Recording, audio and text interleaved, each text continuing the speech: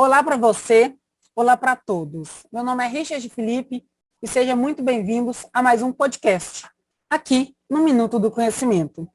Nesse episódio, conversaremos sobre o terrorismo e os conflitos armados, um assunto que sempre está em alta nas reportagens mundiais, tendo em vista que temos conflitos armados ocorrendo nesse momento. Para isso, convidamos Geraldo Fonseca, geógrafo e professor do ensino médio da rede particular em BH e concursado da rede pública estadual há 15 anos. Graduado em Geografia e Análise Ambiental pelo Centro Universitário UniBH, pós-graduado em Estudos Ambientais pela PUC Minas, e também convidamos os acadêmicos em Direito, Carlos Henrique e Elias Andrade, da Faculdade de Saúde e Ecologia Humana, FASE, para conversarmos esse assunto.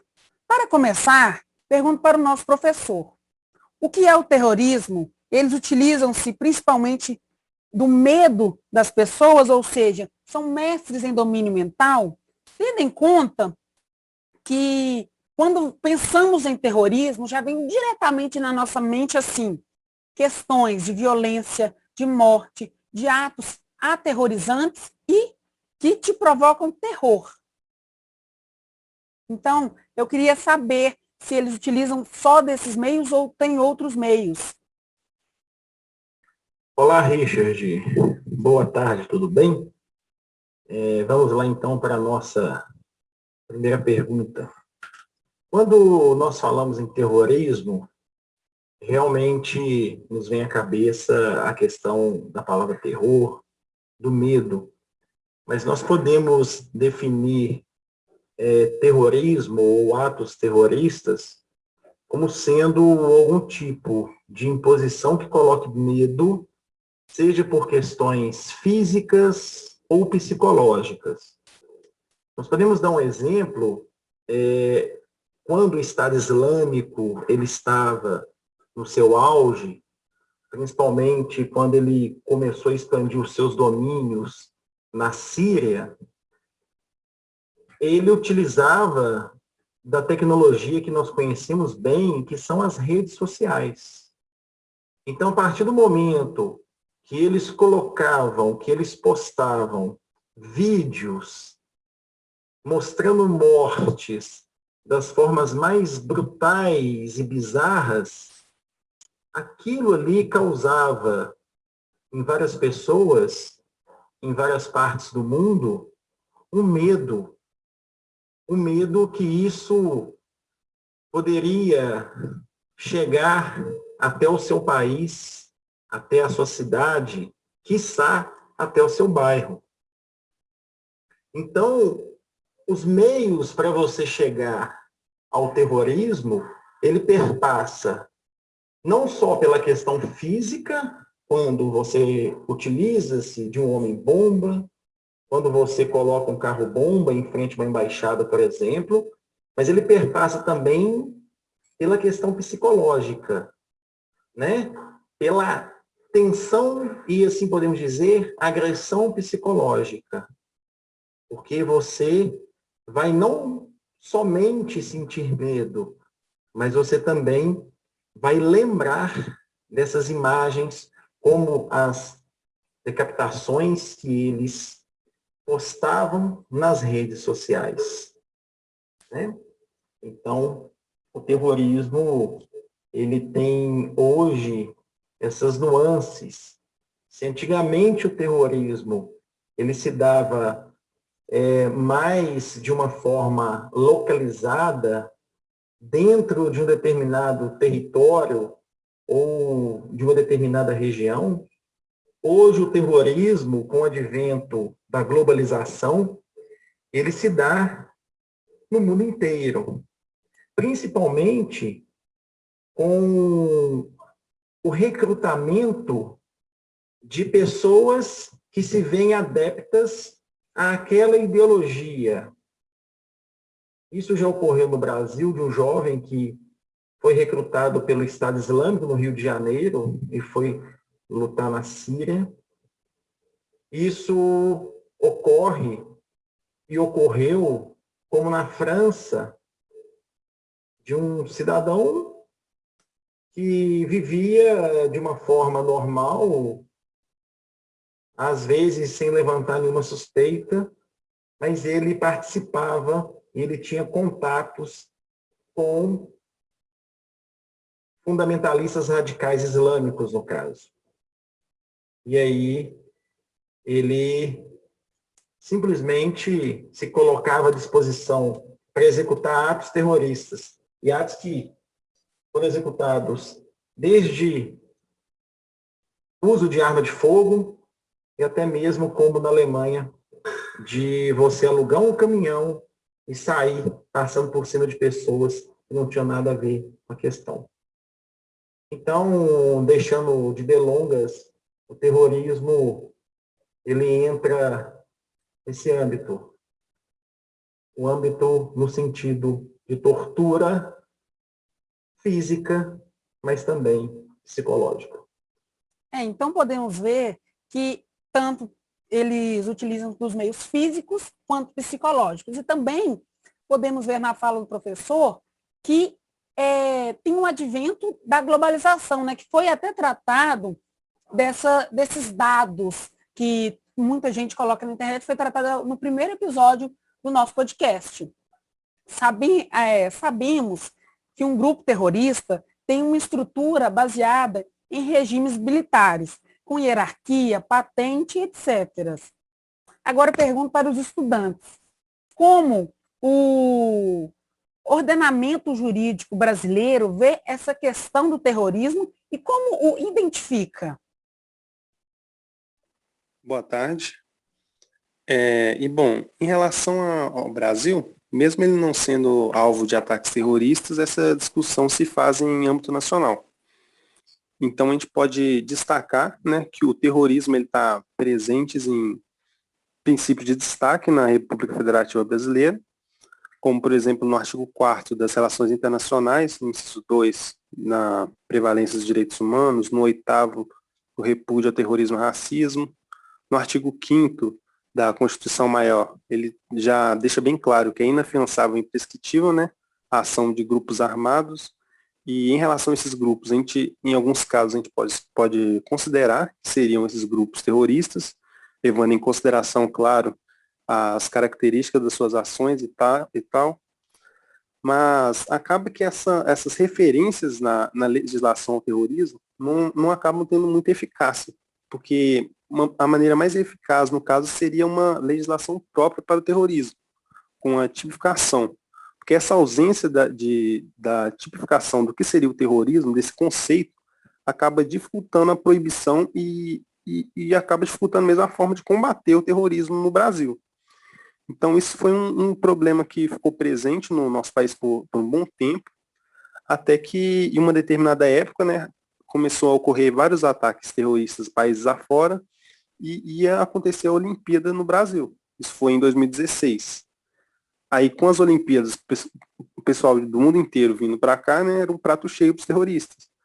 Então, o Brasil meio que desesperado e criou uma lei até que, posso dizer, mal feita, que é a Lei 13.260, de 2016, que ela acabou deixando várias lacunas, assim, porque ela traz o conceito de terrorismo e diz que o terrorismo consiste na prática de um ou mais indivíduos dos atos previstos nesse artigo por razões de xenofobia, discriminação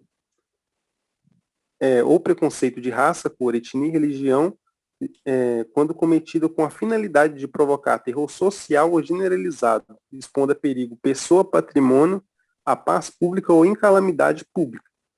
Só que isso acabou virando uma norma penal explicativa e com duplo e especial fim de agir, porque ela colocou as razões e a finalidade inclusas no artigo. Então acabou que você precisa ter elas estarem presentes para configurar o terrorismo. Então acabou que da mesma forma acabou gerando uma certa referência. Mas pelo menos foi isso, a gente conseguiu uma tipificação do terrorismo na nossa legislação.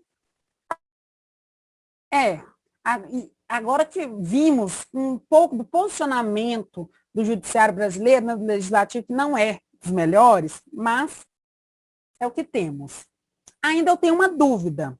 Sabemos que, em muitos dos casos, o recrutamento para ser terrorista ocorre via internet.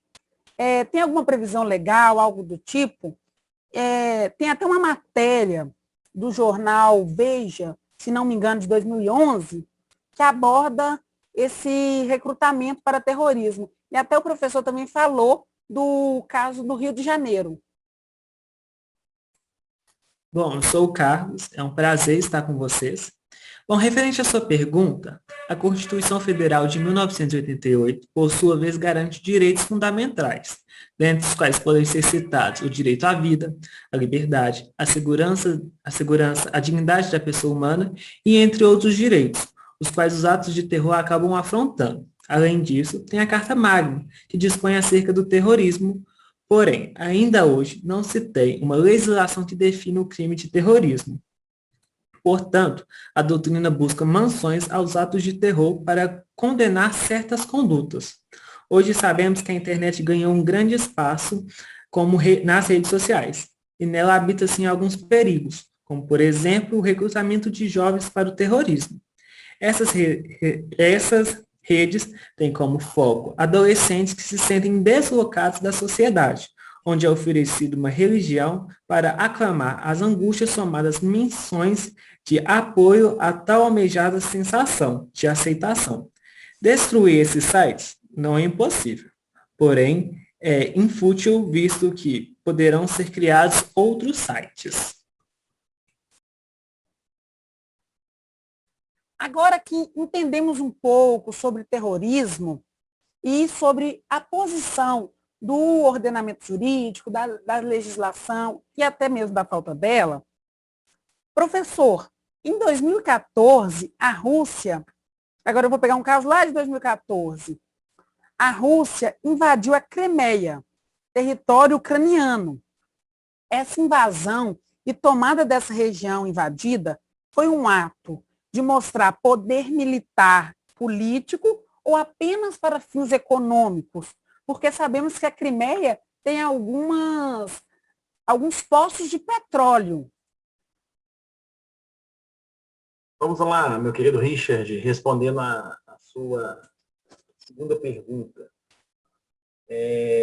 Na verdade, a invasão da Rússia à Crimeia, eu não vou adentrar na história para não ficar longo o áudio, mas a Ucrânia, na qual encontra-se a Crimeia, ela já fez parte da antiga URSS, da antiga União das Repúblicas Socialistas Soviéticas.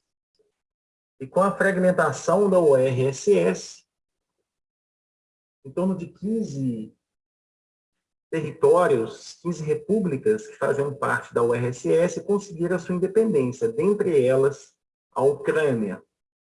Acabou, se extinguiu a União Soviética e se transformou em Rússia, a Rússia que nós conhecemos hoje, na qual é governada pelo Vladimir Putin.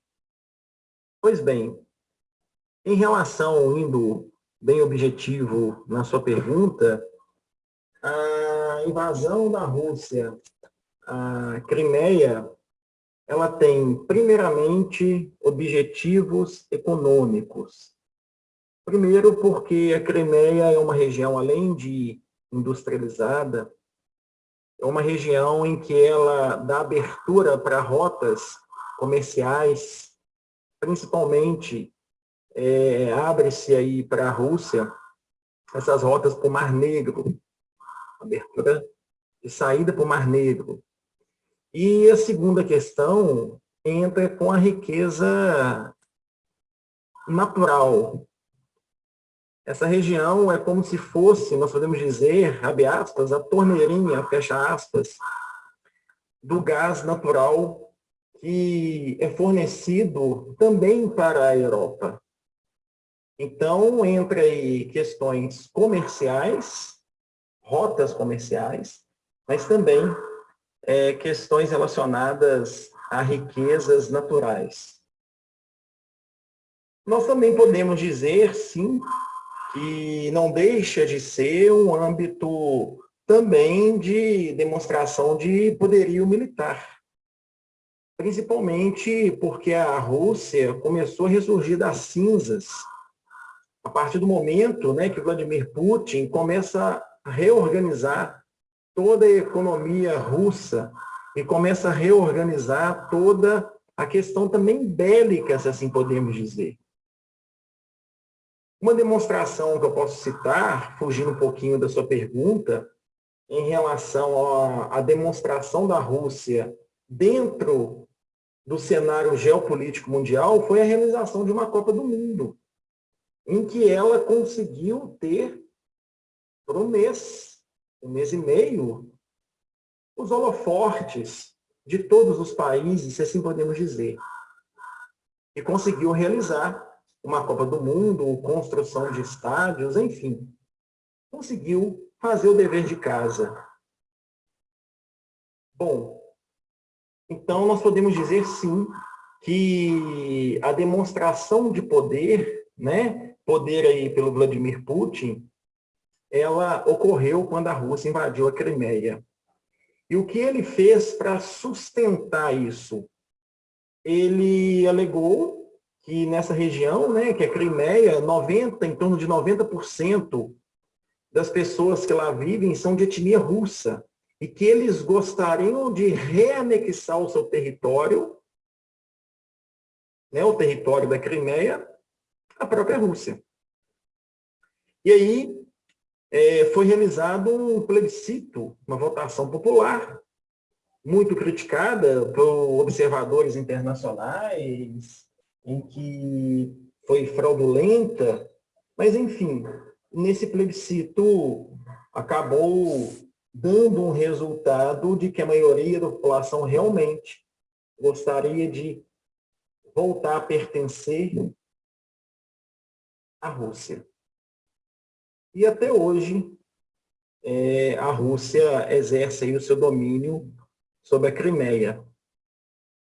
Ela sofreu sanções diplomáticas, como suspensão aí de contas e de investimentos russos, como também ela se encontra suspensa do G8, né? As nações mais poderosas do mundo, como uma forma aí de sanção por essa invasão ao território da Crimeia. Só pegando gancho na sua fala, professor, que você falou sobre a torneirinha, né, que é o gás natural. E nesse momento a Europa está passando até uma crise de gás natural, porque a Rússia está falando que está com baixos níveis. Aí, agora a gente não sabe se é verdade ou não, né? Isso foi o que o porta-voz do governo russo falou. Eu queria fazer um adendo em relação a isso, que é como o próprio Harari comenta em seu livro e tal, que poços de petróleo, fábricas, com certeza são o alvo dos terroristas, né? Mas eles não são capazes de atingir algo que é tão protegido. Então, eles esperam que através do medo e da confusão, eles gerem imprevistos. E o que seriam esses imprevistos? Seriam erros, atrocidades cometidas, opinião pública oscilando, pessoas neutras que acabam mudando de posição, e assim acaba que o equilíbrio do poder vai se modificando. Então, de uma forma indireta, eles acabam alcançando esse objetivo. Bom, queria aproveitar um ganchinho do Elise e trazer umas curiosidades para vocês, ouvintes. A pena de morte, será que ela pode ser aplicada no Brasil? Muitas vezes a gente fica perguntando, será que sim, não? E eu diria que em um caso, sim. Se a gente for pegar o artigo 5º da Constituição Federal de 1988, fala o seguinte: todos são iguais perante a lei, sem distinção de qualquer natureza, garantindo aos brasileiros, aos estrangeiros residentes no país, a inviolabilidade do direito da vida, a liberdade, a igualdade, a segurança e a propriedade nos termos seguintes. Então, se a gente for pegar o inciso 47, fala que não haverá certas penas. E aí fala, a parte primeira, da morte, B, do caráter perpétuo, C, do trabalho forçado, D, do banimento e E, cruéis. Porém, quando fala da morte, salvo no caso de guerra declarada. Então, em um caso específico, quando se trata de guerra declarada, pode sim ter uma pena de morte. Eu amo curiosidades.